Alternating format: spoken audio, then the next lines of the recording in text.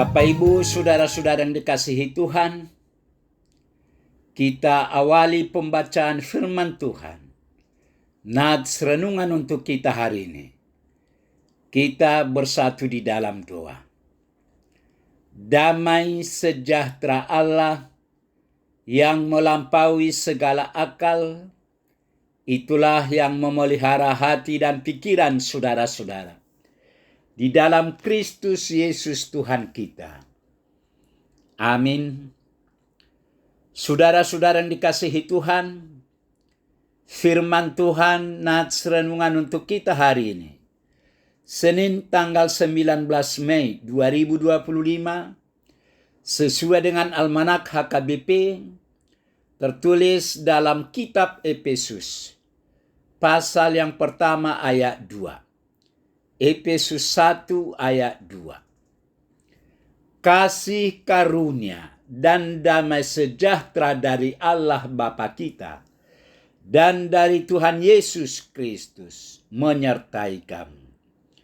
Kasih karunia dan damai sejahtera dari Allah Bapa kita dan dari Tuhan Yesus Kristus menyertai kamu.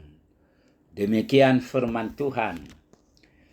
Kasih karunia dan damai sejahtera Allah menyertai kamu. Saudara-saudara yang kekasih, Paulus mempunyai hubungan yang sangat dekat dengan jemaat di Efesus, dikarenakan masa pelayanannya di sana selama 3 tahun. Kita juga dapat menyimak dari Kisah Para Rasul pasal 20, bagaimana Paulus menyampaikan pesan sebelum ia meninggalkan Efesus kepada penatua-penatua yang diberikan tugas menggembalakan jemaat Efesus. Kepedulian Paulus kepada jemaat di Efesus mendorong Paulus menulis kitab Efesus ketika ia berada dalam bilik penjara. Penting diketahui bahwa setiap kali Paulus menuliskan suratnya, Paulus selalu mengawali suratnya dengan memberikan salam. Dalam suratnya ke jemaat Efesus, Paulus menyapa mereka dengan mengatakan, kasih karunia dan damai sejahtera dari Allah Bapa kita dan dari Tuhan Yesus Kristus menyertai kamu. Kasih karunia adalah ungkapan kasih sayang dan berkat Tuhan yang paling tinggi kepada manusia, yang diterjemahkan ke dalam kemurahan hati Tuhan yang tidak bersyarat, serta melimpahkan berkat yang sangat berlimpah kepada semua orang yang percaya kepada namanya. Hanya melalui kasih karunia, penghalang dosa antara manusia dan Tuhan dapat dirobohkan. Melalui kasih karunia, kita dapat menerima kedamaian dengan Tuhan. Perdamaian bukan sekedar kebebasan dari konflik, bukan sekedar pelarian dari gangguan sipil atau keharmonisan dalam hubungan pribadi. Bukan pula keadaan ketenangan yang dipaksakan. Tidak ada ucapan salam yang lebih bermakna atau salam yang paling penting yang diberikan kepada manusia selain dari duet kasih karunia dan kedamaian yang ditemukan dalam semua surat Paulus.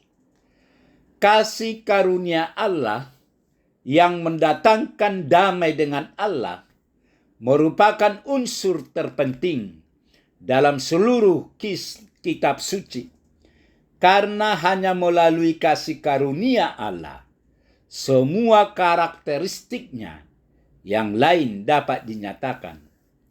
Hanya melalui kasih karunia kita dapat menerima kasih Allah yang melampaui pengertian kita.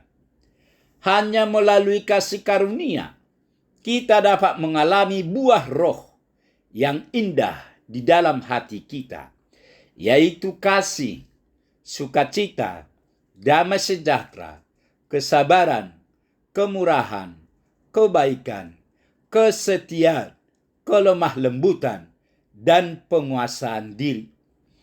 Hanya melalui kasih karunia Allah, manusia ditebus dari perbudakan dosa. Hanya melalui kasih karunia Allah, Dia merumuskan rencana keselamatannya. Hanya melalui kasih karunia-Nya, kita diampuni dari dosa-dosa kita dan dinyatakan benar di hadapan Allah melalui penebusan yang ada di dalam Kristus Yesus. Melalui kasih karunia, kita menikmati persekutuan dengan Tuhan. Dan melalui kasih karunia, kita memiliki perantara surgawi. Karena melalui kasih karunia, kita diselamatkan dari cengkraman setan, diangkat ke dalam keluarga Tuhan, dan menjadi ahli waris bersama Kristus. Melalui kasih karunia, kita memiliki roh Tuhan yang tinggal di dalam diri kita untuk memimpin dan membimbing, untuk menolong dan menghibur. Dalam suratnya kepada jemaat Efesus, salam kasih karunia dan damai sejahtera inilah yang pertama dan yang terutama diberikan oleh Paulus kepada jemaat Efesus dan juga kepada kita yang percaya kepadanya. Oleh sebab itu, marilah kita sambut dan terima kasih karunia dan damai sejahtera Allah yang memelihara hati dan pikiran kita masing-masing. Amin. Marilah kita berdoa. Tuhan Allah Bapa di surga, Bapa yang kami kenal dalam nama Yesus Kristus. Puji, syukur, terima kasih Tuhan atas kasih setia Tuhan. Hari ini kami boleh mendengar sebagian dari firman-Mu. Firman-Mu mengingatkan kami bahwa kami telah menerima kasih karunia dan damai sejahtera dari Tuhan. Karena itu, berkatilah firman-Mu ya Tuhan. Berkati kami semua anak-anak-Mu, agar kami tetap bersukacita, memuji dan memuliakan nama-Mu.